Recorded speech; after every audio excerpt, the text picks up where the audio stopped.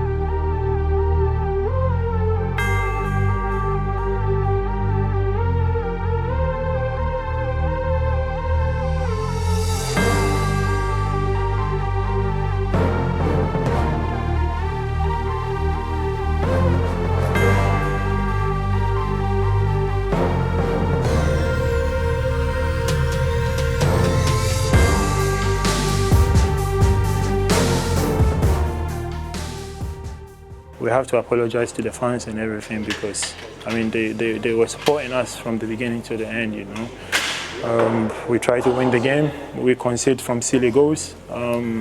It's something that we all have to take accountability of because, I mean, at the end of the day, we're supposed to win this game. Everybody gave everything, in my opinion, but I mean, we conceded some goals that we shouldn't have conceded. And at the end of the day, we get punished from our mistakes.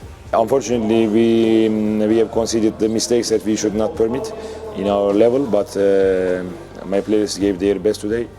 At the end, we could not maybe early finish the game like this, because the game is 90 minutes plus the extra times, and of course conceding a goal in the last action of the game is very bitter, very painful. We are very disappointed.